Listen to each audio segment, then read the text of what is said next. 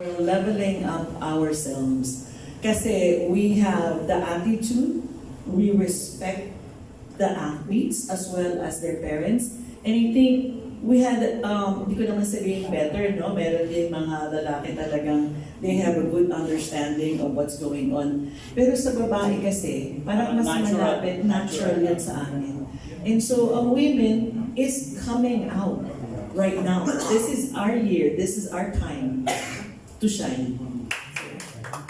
That's good, Coach. Actually, talagang for the past international tournaments, yung malalaki, especially the Olympics, women's ang nag-uwi ng pride sa atin. Ang ating first gold sa Olympics is from weightlifting of Evelyn Diaz. Yan, tatanong ko ngayon, ano ang feeling ni Miss Ami? Kasi yung talent niya, skills, talaga napakataas. Kung kasama ang billiards na sports ng Olympics, siya ang unang-unang babae tingin ko na naka-Olympics gold. Anong feeling ng gano'n? Na ang sports mo hindi kasali sa Olympics? Of course, sir, pangarap naman talaga ng bawat atleta na matawag na Olympian. And of course, to win that gold medal. Talagang pangarap ng lahat yan. Kaya nung nabuhat ni Heidi din nung Olympics, parang lahat tayo naramdaman yung pagkapanalo na yun. Kung dati pa may billiards, I believe, well, of course, Dati Efren would have won the first. And I'm hoping na, well, ako naman either sino, basta may babaeng manalo ng Olympic gold, masaya na ako. And sana in the near future, I'm hoping na in this lifetime, magkaroon ng billiards sa Olympics. Sir. I would really want to see a billiard player na pinapasuot ang gintong medalya sa Olympics. Sana po, sir, in this lifetime. And sana maging coach po ako na. I have a lot to learn from you. Honestly po, I'm really in awe. I may take this opportunity to say this. I'm really in awe and I'm truly honored to be beside Coach Tess. I'm really learning a lot and I think this is the path that I'm going to take also as I support ko. So I really hope to learn from her more. Tama. Sabi nga nila, a good coach, di ba? Talagang kailangan yung understanding mismo sa sports na kanya tuturuan, di ba? Mahirap kasi kung nagko-coach ka, wala ka namang experience sa sports niyan. Napakahirap siguro, no? So anyway, Rubilin, lalo na ngayong panahon na to, after you won the World Championship, Bata got his own, ang lakas ng billiards at that time. Pero the past years parang nag-decline, no? Ang popularity ng billiards, and to say the truth, na wala na tayo tuloy na ibang pang champion na tinitingnan maliban na lang sa'yo. Parang everybody mag-billiards, hindi naman si Amit eh. Diba? So ano nakita mo? Parang bumagal yung ng billiards. Actually, sir, well, to be honest, marami po tayong kampyonato.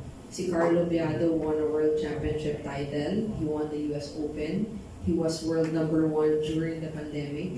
Ang dami po nating kampyonato. Talagang sad to say lang na medyo tahimik ang billiards for the past couple of years. But I'm really hoping with your help na na mabigyan ng recognition those na talagang, kasi sir, billiards is a sport wherein ang dami po nating pwedeng ma-produce na champion din. Lalo sa lalaki. Talagang, kunyari lang, let's say, 50 Filipinos against 50 of the world, kaya natin mag-produce ng 50 na sobrang lakas na players pa din. And sa women's, kaya nga po sir, nag-focus ako sa women's, kasi alam ko sa lalaki, sobrang lakas na talaga natin. Tahimik lang ngayon ng billiards, but I'm hoping na masundan ang billiards. Ngayon po, medyo nagkakaroon na ulit ng ingay. Marami na pong LGU, marami ng private sector, and marami na po ulit opportunities for billiard players ngayon. But tuloy-tuloy po tayo, sir. Tuloy-tuloy po ang billiards. Kung baga tumahimik man tayo dito sa Philippines when it comes to media coverage, but sa mundo ng billiards, Philippines is still forced to reckon with, I would say.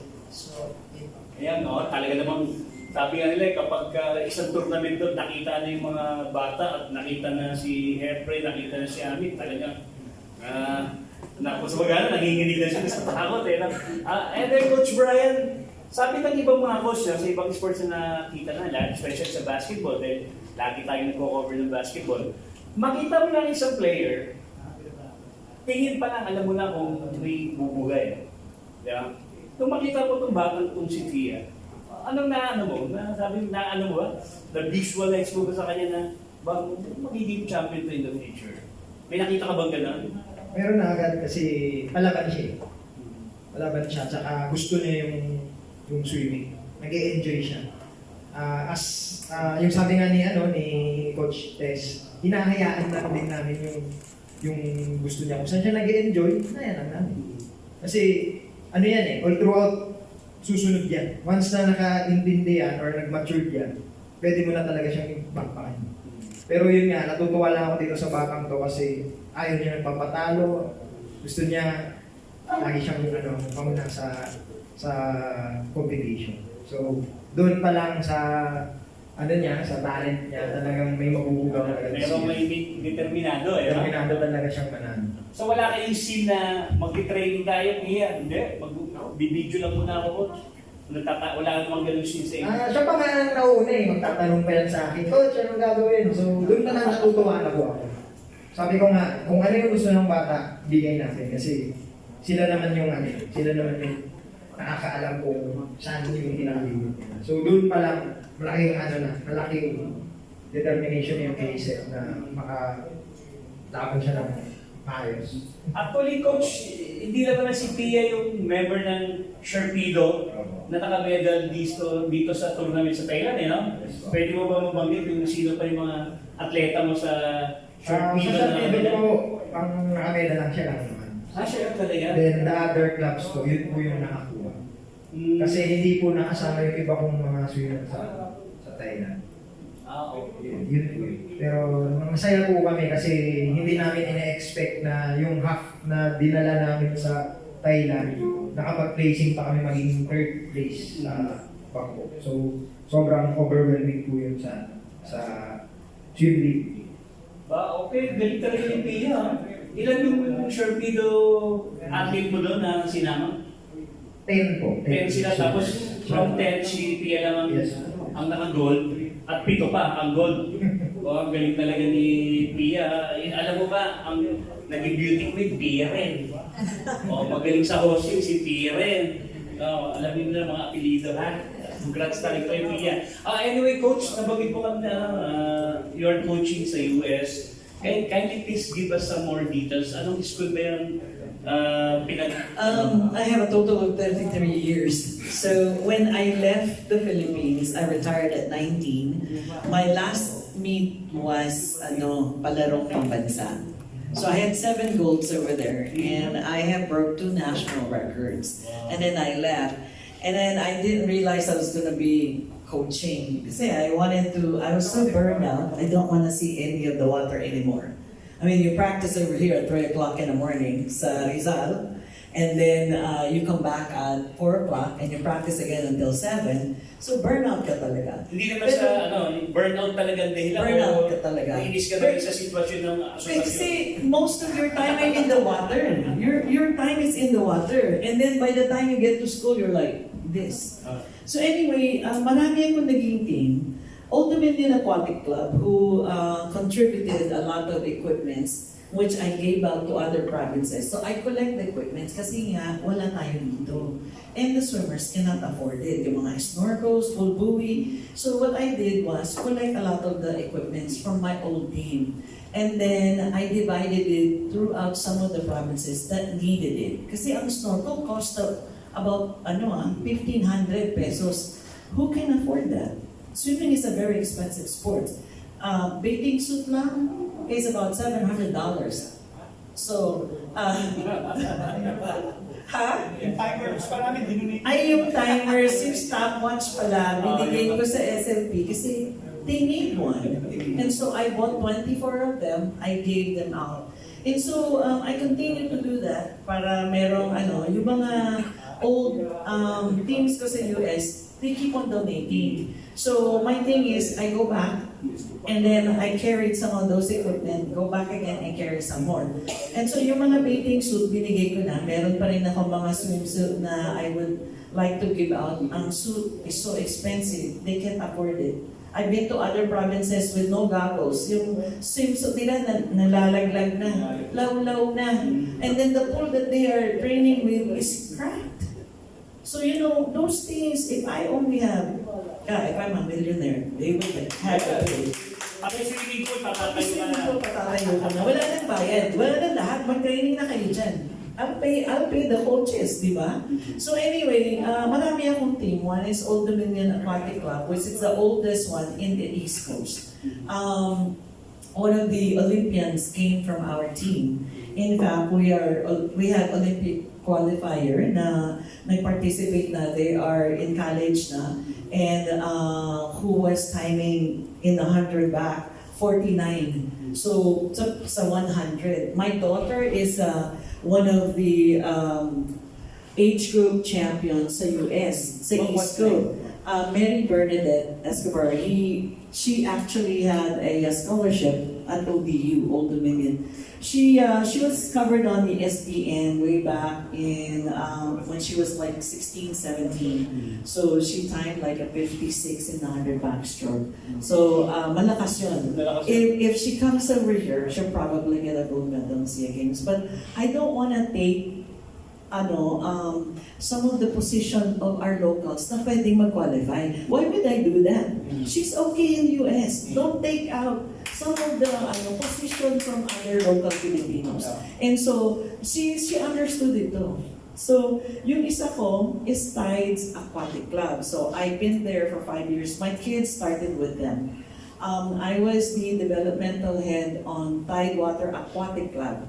So I've been the head coach of 5 different summer leagues, and so with 144 to 200, swimmers. And so I've been in and out, and most of all, I achieved ASCA level 5. I think I'm the only person here in the Philippines that has ASCA 5. So some of the ASCA over level 5 here, it's education, very different. You have to have a certificate for kung training mo yung bata, meron silang standards Yung Aqua 4, ASCA level 4, you have to have like at least top 16 or NCAA medalist or qualifier. So, meron silang mga qualifier. Yung dito, may mga ASCA sila, pero it's educational part of it. It's international. Mine is USA.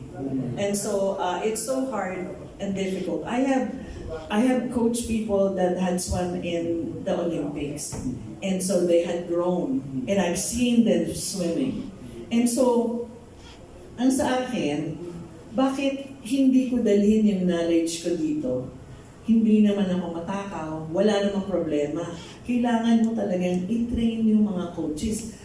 Kung magpalakas sila ng swimmer, mas magaling, di ba? And then I said, oh my gosh, look at that. I help them, and hindi ko isusumbat yun, but they really need to learn. Kung gusto natin talagang magmedalya sa any type of sports, we have to help our coaches. Kasi most of our coaches, that's their bread and butter. And minsan yung talagang gusto nila hindi natin magawa kasi yung knowledge nila kakaunti. They have to be updated. I've watched and assessed and orient some of the coaches here. I don't go in front of them. I go at the back. I don't want to be, hindi ko gusto yung, credit ni Coach Tess. No. My credit is when I see the swimmer smile. And when I see the coaches happy, that is my credit. I don't want to claim any. Thank you, Coach. Napakaswerte ng swimming ngayon, no? So, election na lang ang kulang. Meron na tayo, pag nagkaroon ng magandang election ng swimming, new association, siguro naman, wala nang bayad ng membership ng mga coaches. Napakataas ng membership ng mga coaches sa the past swimming association. Sorry to tell that. Pia, nga pala, hindi mo ba ini-invite mga kalaro mo na mag-swimming na rin? Sabi mo, ikaw, doon tayo swimming pool, doon lang tayo maglaro. I-invite mo sila? Hindi po. So maybe you can invite them now para mas may kasama ka ng habang naglalaro kayo, nagsuswim na rin kayo, di ba? Para mas marami kang Sabi nga ni Coach, when you see the kapitbahay mo na gumaling din, i-smile na yun, di masaya ka na rin. Thank you, Pia. Baka umiyak kita, Luli. Yun lang. Ruben, nga pala yung PSC Billiards Tournament natin, ano ang format nito at ilan ba ang pwedeng sumali? May age limit, di ba? May bracketing, gano'n? Wala po tayong age limit, sir. Meron po tayong 2 divisions. Isang intermediate and isang advanced. Tapos, sa intermediate po natin, we have I believe 32 players, and then yung sa advanced po natin, 36 players. But nung nag-open po tayo for registration, 3 days lang full na agad. Na full na tayo for so, ang bilis po. As much as we would want to accommodate more players, yung tables po kasi natin dito, 7 lang. And it's only 2 days. So kung kukuha po tayo ng more players, baka hindi na po tayo matapos. So yun po, and I'm very thankful na yung tournament director na si Ren De Vera is willing to do these women tournaments po nang kahit nung nagsimula po ng amin cup, wala pong bayad. Okay lang sa kanya and his team. But I'm really pushing na, of course, na magkaroon din. And meron naman na meron compensation yung mga tumutulong po dito sa advocacy. So ano yan, 1 round elimination, then yung format niya? Ang format po is group stage muna, sir. Oh. And then pagdating po ng top 16 after ng group stage, and then single elimination na po tayo until the finals, which is usually po mga around, natatapos po tayo siguro mga 10, 11 in the evening. We start at 9 a.m. and then till around mga 10, 11 in the evening for 2 days. No, that's good. At napakaganda nung ang swimming and billiards. Coach Tess, si Rubilin, may mga kasama kayo na nagpapatakbo kayo ng tournament, you're developing athletes na walang bayad. Di ba? Kung lahat sana ng sports association, may mga ganyang official or atleta, talagang no wonder talagang aangat ang mga sports natin. Meron po ang SLP scholarship. So meron kaming mga swimmers na hindi talaga pinababayad during the competition. So meron talaga silang tinutulungan na kung gusto mag-compete, hindi nila pinababayad. They have selected a scholarship and they keep on doing that all the time. So yung mga sponsors nga, they try to find one para rin yung registration maging free for everyone. So, but siyempre, meron tayong mga swimming pool na kailangan rentahan. And so, talagang kailangan din mag-register. Tama din. Pero what about the aspect of nutrition sa swimming and billiards? Paano po yun na babantayan? Alam nyo, nung unang dumating ako dito, nung teaming competition, I attended. Oh my gosh, nakita ko doon sa may lechon, may adobo, may Sabi ko, did you guys know that the Hindi competition fiestas. It's going to burn you have at least 2 hours to burn those, especially the meat. So we have to change those. Hindi kasi yun nga, yung mga coaches, hindi nila intindihan. So pag nag-break, merong hotdog, merong sago, Pati mga parents, may talaga sugar, yeah. Ang sugar is very important, pero pag pinadrink mo yung mga bata during the competition, it's gonna shoot up and then it's gonna come down as quickly as it goes up. And so, yun nga, ang coaches then needs to be knowledgeable when it comes to nutrition. Kasi maraming nutrition, strength and conditioning, hindi yung takbo yung weight. So you have to really look at the specific. Dahil lalo yan, yung muscles distribution, yung kanilang way, yung strategy, they need to know all of that. So kung hindi natin tuturuan sila, okay, kain ka ng adobo dyan. Kain ka ng lechon, kain ka ng kanin. Tapos 10 minutes, baba ka na rin sa Exactly. Ano mangyayari? Diba? So we need to be careful. Ay, sa billiards, Rubilin, ano niyo din sa mga nutrition sa aspeto niya? Nandun din po kami sa lechon. Mga budal fight po. Oo, sarap kasi. But talaga na-agree with Coach Tess na dapat talaga holistic ang approach. And ako talaga, honestly, I really want to learn, especially, ito po, kasi it's the quality of champions you're building. Kasi as nag-progress talaga, every little advantage that you could get over your opponent, you take it. Kasi that could be the difference of being in the podium, being the champion. So, I'll get your contact info mamaya, Coach. I really want to learn from Kahit na hindi ka swimmer, free pa rin yan. Free din po kayo sa akin. Matutulog billiards. Free din naman doon yan sa billiards. Bakit tayo mo rin, Coach? Nahilig ako mag-billiard. Paano ko kaya matalo si Mr.? Si Tatay Efren. Madali lang po yun. Baka hindi na marami lechon. Hindi naman. Ikaw, Mia, wala ka namang sa pagkain. Hindi ka mapili sa pagkain. Pero yung vegetable, kumakain ka talaga. Yung mga broccoli, mga ganyan. O ba, social yung broccoli, oh. O kalabasa, gano'n, kinakain mo. Pero,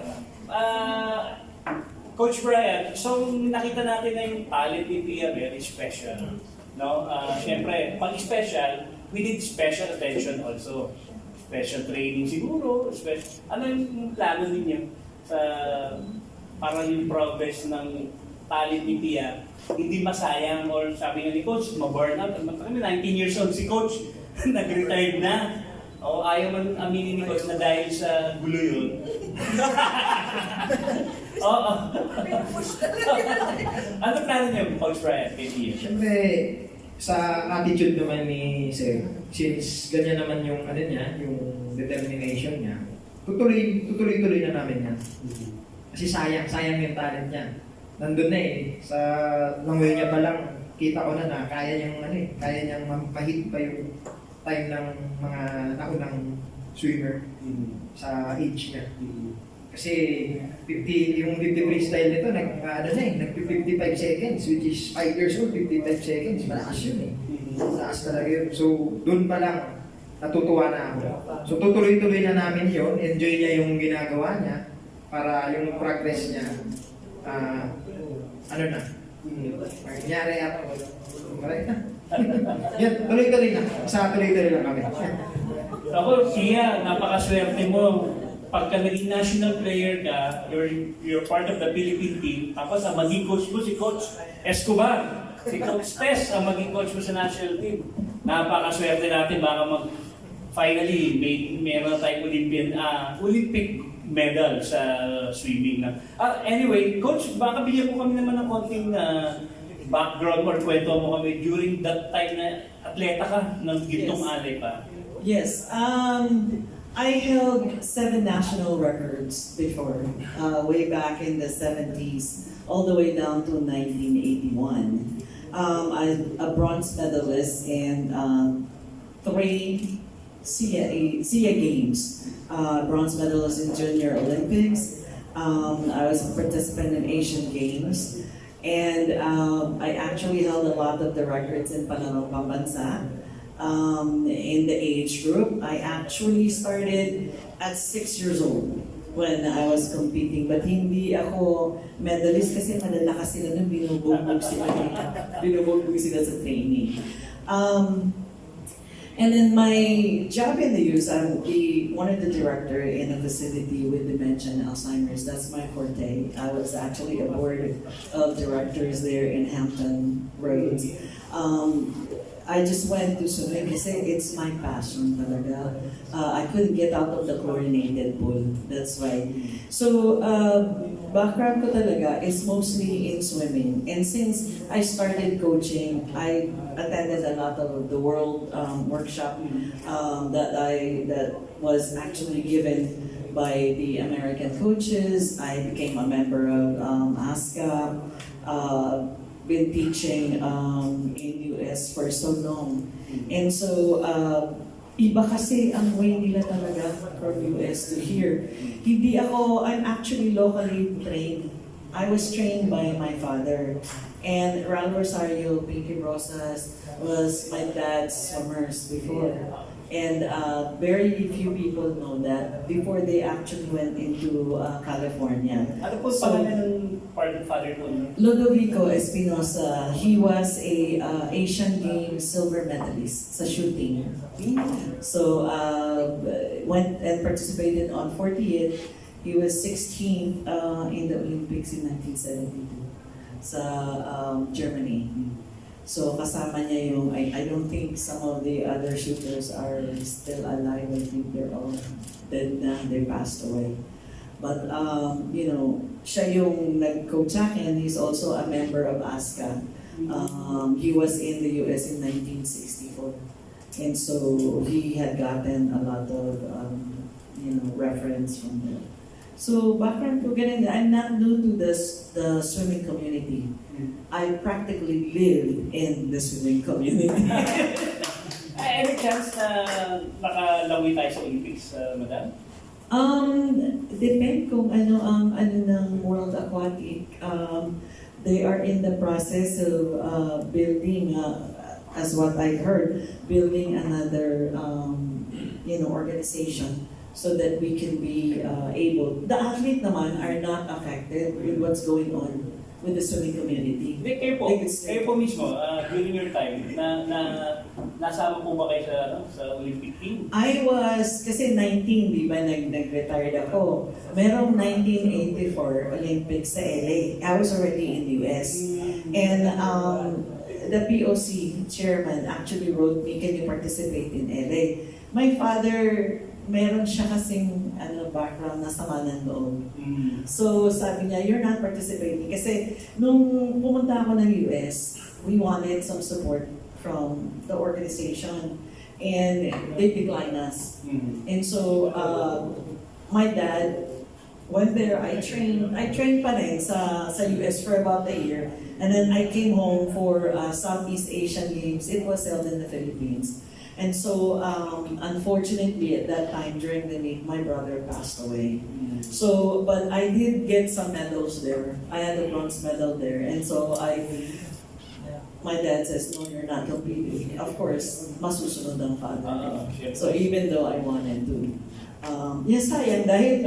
But I don't want to give up my education in US versus Olympics. And I knew that I'm not going to be able to make it as far as medal is concerned. Kasi we're way back. You know, you're looking at Cornelia Ender, the German woman who got like parang lalaki. You know, with silver medal ang USA because there was a question about the doping. And so, I mean, those are my times. And we have Singapore, Juni Sang, who was an Olympian and a gold medalist in Asia. I was the only one that beat her in 100 back during the Asian age group. So I was in the newspaper. The only thing is I didn't understand what they wrote because it's in Chinese. So, but I collected the newspaper. Thank you, Coach Tess. So, medyo short of time na tayo. Medyo siguro naman marami tayong istorya na nakuha sa mga karanasan, mga nasabi ng ating mga guests. Pero bibigyan natin pa ng pagkakataon ng ating mga guests na magsalita. Baka meron pa kami may gusto kayo sabihin na hindi namin itanong. No? Go ahead, Coach Brian. Unang-una gusto ko thank sa Swimming Philippines kay Sir Fred Arjeta sa uniforms namin sa Karya Apparel. Yun po yung naging uniform namin nung nasa Thailand. Maraming salamat po doon. Kay Miss Joanne Mochde, maraming po masalamat din sa opportunity na naka-compete kami sa Thailand. Sa TOPS, thank you rin po sa pag-imbita sa amin. Kay Coach Tess, kay Miss Ruby, thank you po na namit ko kayo. Kami natutunan. Thank you. And kay Pia, congrats ulit. Nahihiya lang pero pagdating sa swimming, maingay yan dito. Maingay yan. Pero congrats ulit, congrats. Thank you so much po. Thank you, Coach Brian. Go ahead, Coach Tess. Thank you for inviting me over. At least na ibigay ko yung mga gusto kong gawin para naman makapagsabi kayo sa amin. And then, with SLP, maraming salamat sa Sinenesca, sa Solid Coaches. Sila po yung nagsusupport ng marami para makapag-compete ang katulad niya. So, huwag niyo pong kakalimutan supportahan yung organization na yun dahil parati silang nandiyan dyan. Almost every weekend po meron silang competition. At salamat niyo po sa pag-imbita niyo sa amin. Thank you. Thank you, Coach Tess, Pia. Thank you ka lang sa mga teacher mo. Dali, para madali ka makapagpaalam. Thank you. Thank you pa. Thank you, Pia. Chap, Rubilin. Again, maraming salamat po sa pag-imbita po sa amin. Honored po ako to be beside Coach Tess, kay Pia. Marami akong natutunan today. Sa lahat po ng sumusuporta sa mga atleta, lalo na po paalis po kami for the SEA Games. Maraming salamat po sa inyo. Sana tuloy-tuloy lang po yung suporta at mga dasal niyo po, malaking bagay po yun sa aming mga atleta. And of course po, maraming salamat sa PSC and sa POC for always being there for the athletes. So again, maraming salamat. And please, last thing, tulungan po natin na mas mag-grow pa po ang billiards, lalo na po ang women's po. Again, maraming salamat. Thank you, Ms. Rubilin Ami, the world champion of billiards. Ngayon po, nagpapasalamat din po ang TAPS, ang samahan, on behalf of our President, Ms. Beth Reviso, Philippine Star ngayon. Maraming salamat po, Philippine Sports Commission, at sa Virus Persian Cuisine. Muli, ito po si Edwin Rolyan from metropolar.com. Nagpapasalamat at see you next Thursday sa TAPS, Usapang Sports.